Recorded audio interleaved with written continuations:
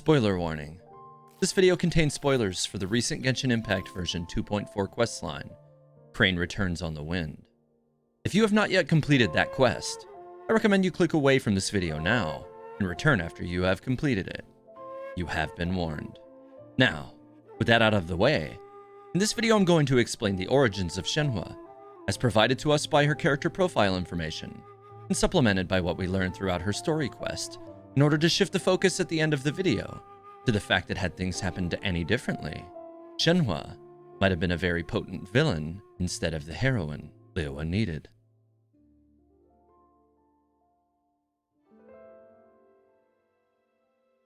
Wielding a cold nature and a tendency towards aggression, Shenhe favors solitude above most things. But despite these traits, through great effort, she's grown to fight for the ideals of good, though in truth she barely understands the distinction between what is good and what is bad in the first place. The reason for this confusion is because she doesn't really understand the laws of mortals, and lacks really any and all common sense, due in large part to the fact that she spent much of her life living with the Adepti in mountain caves, or forests away from those which would draw her ire. This in combination with the red ropes which seal her emotions, whilst also binding her soul's homicidal urges. Shenhe grew up in a small village in the mountains west of Liyue Harbor. Born into a branch family of exorcists, she was fated nearly from the start into a life of hardship. At the age of 5, her mother became gravely ill. Lying on her deathbed with tears in her eyes, Shenhe's mother claimed to have no regrets, asking her husband only that he take good care of their daughter. Her request fell on deaf ears, for Shenhe's father could not cope with the death of his wife, driving him to obsession.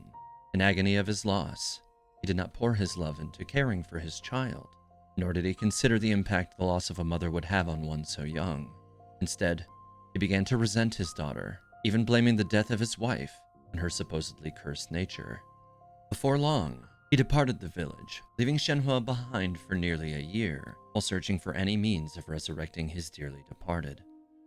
By sheer coincidence, Shenhe's uncle Mingjun knew of a book which contained a summoning ritual, which was said to bring forth a Seelie that could resurrect the dead, but fearing this would only feed his obsession and bring forth danger, he hid the book and hoped it would remain that way. Unfortunately, that would not end up being the case, and Shenhe's father would indeed discover the book and learn of the art known as fate transference. Through it, it is said that a living person's body could be traded for the life of one who had died. Armed with this knowledge, he returned to his daughter in joyous fashion. Innocent and unaware of the horrors she would soon endure, Shenhe was excited to see her father at long last upon their reunion, claiming that he had prepared a surprise for her in a nearby cave. She happily departed the village immediately, but when they arrived, there was no surprise, only a horrible dark spirit with blood-red eyes, a remnant of a long-defeated demon. The evil entity desired Shenhe as his sacrifice, for it very much desired to consume the child in order to feed on her life force. Perhaps then, the exchange of a life was never meant to be rewarded by one's own choosing, but instead inching the demon ever closer to its own rebirth. It is even more regrettable then that, as we all know, that Shenhe's father agreed to the terms of the demon in return for the resurrection of his wife.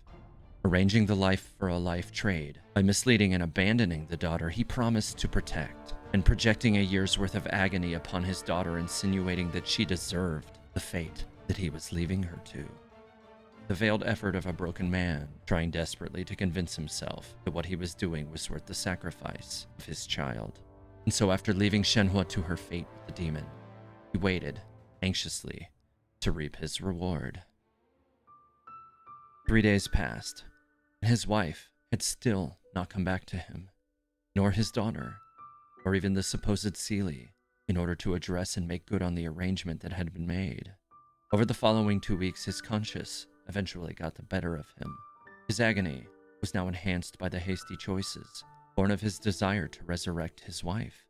Consumed entirely by that grief, he composed a note proclaiming a wish to apologize to his wife for failing to keep his promise, and to his daughter for betraying her trust and love.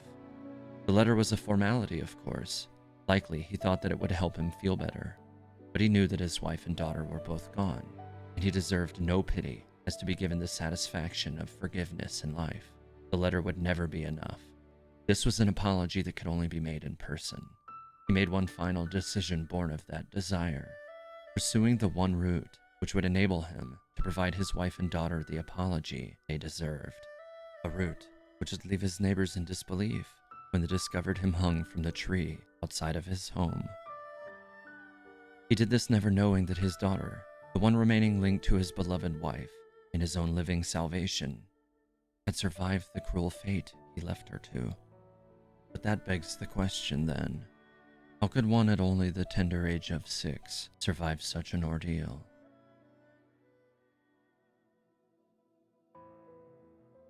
Shenhe had first to grapple the knowledge that her father had forsaken her, but only for a moment, as she realized quickly the intent of the spirit. She knew it wanted to eat her, but her own spirit was not so easily defeated. Rather than letting the fear paralyze her, Shenhe's inborn violent urges became all that much stronger in the wake of her father's actions. In her moment of need, they burst forth, providing her with an unseen shield born of tenacity and a pure will to live.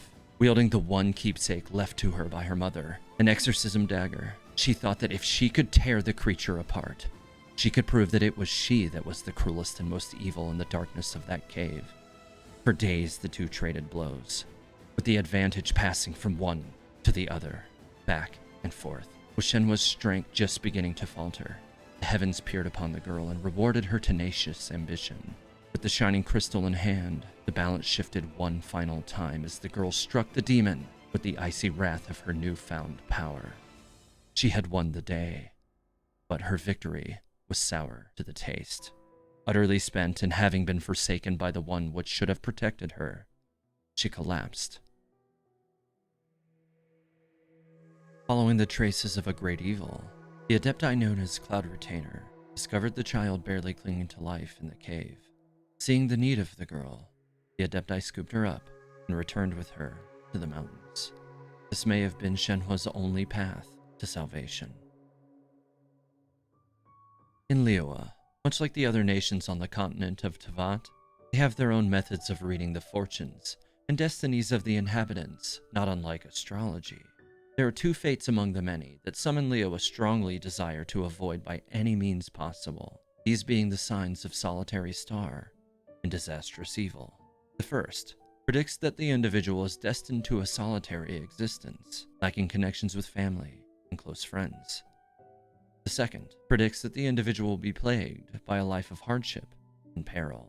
Shenhe, while living in the mountains, once had her stars read by the Adepti moon carver. To their surprise, she appeared to have been cursed to bear the marks of both of the ill-fated signs. And even Shenhe's constellation, Christa Dolores, is of Latin origin, translating to mean crest of pain, further illustrating how deep the curse of her stars really runs.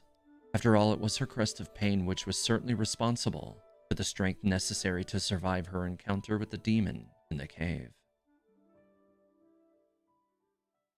Strong though she was, Shenhe was not unaffected by her encounter with the red-eyed spirit in the days which followed her recovery. For a time, she would not speak, but her will to live was still quite intact. As such, she would drink when thirsty, eat when she was hungry, and sleep when she was tired. After each, she would simply return to the peak of the mountain and look out over the sea of clouds, but continued not to utter a single word. Cloud Retainer was able to perceive the girl's troubles clearly, and made her a comb crafted of white jade. The Adepti explained that if she wished to cut her ties to the mortal world and become an Adeptal apprentice, she need only brush her hair thrice with the jade comb, and it would stand as the rite of apprenticeship. Shenhe took the brush and did exactly that without hesitation. But something happened then, which was unexpected. Upon the first stroke, which by the ritual is meant to uproot useless anxiety, the path of her long black hair which the brush passed through turned a frosty shade of silver.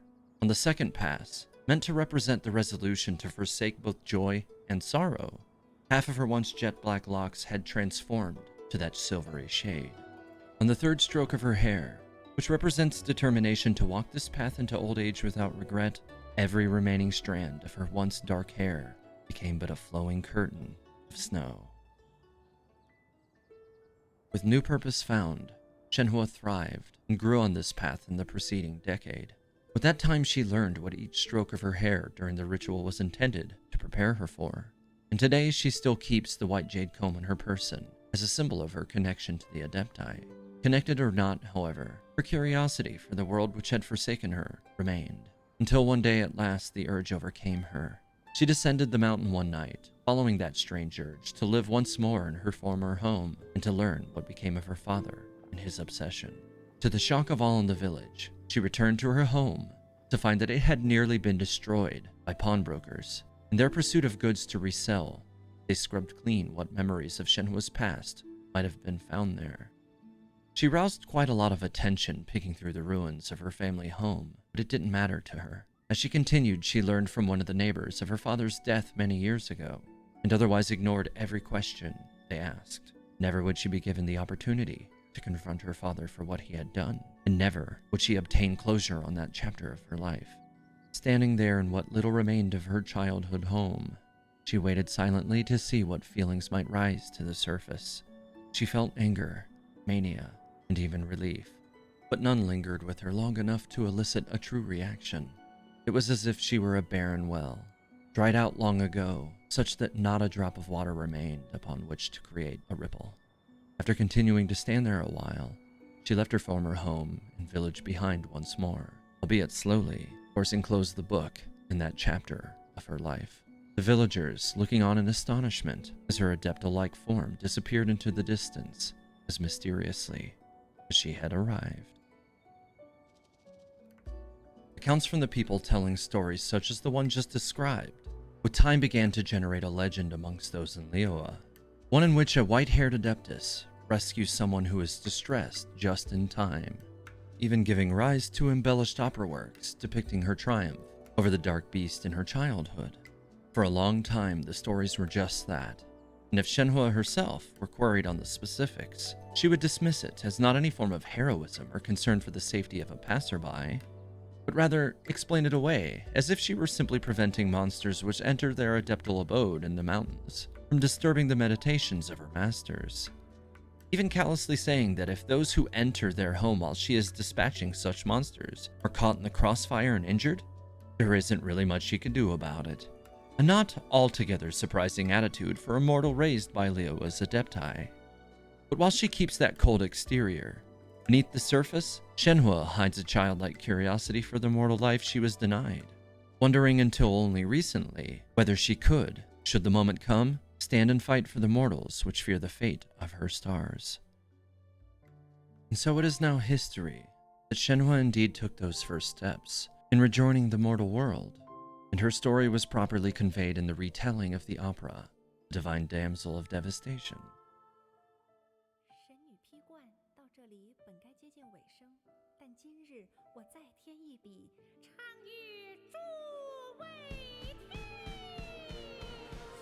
But the stories and legends of the white-haired Adeptus could have been very different if this path had been altered in any step along the way. If her father's ritual had succeeded, and Shenhe's life was traded for her mother's, what horrors would have awaited her mother? And how could her father have ever explained the circumstances surrounding the disappearance of their daughter? Had Shenhe's father instead given her the love and care she needed following the passing of her mother, it is most probable that her inborn aggression would never have been tamed by the power of the red ropes and the tutelage of the Adepti. Could her father's love have been enough to quell the storm within, or would it have erupted in violent form as the people of Liyue continued to shun her cursed nature? Or perhaps worse yet, what if Shenhe had recovered from her battle with the demon without intervention from Cloud Retainer, having indeed fulfilled her heart's desire at that moment and proven herself the most evil creature in that cave's darkness? What path then might she have tread? During her most formative years, in the wake of her father's betrayal, her natural-born aggression could have easily fueled a desire for vengeance against her father and the mortals who feared her stars, perhaps giving birth to an evil truly worth their fear. Even by the account of the Adepti, if they hadn't intervened, her destiny may have been very different. But as Mooncarver once said, heaven might dictate fate, but destiny's tale is written by mortals. Shenhe, following the teachings of her master, followed a different path. But as a wise dragon from another world once said, what is better, to be born good, or to overcome your evil nature through great effort? And there we have it. What do you think of the origins of Shenhe? Do you think she would have always stayed on the path of good? Or do you agree that if her path had swayed just a little, she might have been a very different person? I'd love to hear your thoughts on her in the comments below. If you enjoyed the video, please leave a like, subscribe, and don't forget to hit the bell icon so you're notified when my next video goes live. Thanks for watching Teyvat Historia. May the 7 guide you, travelers.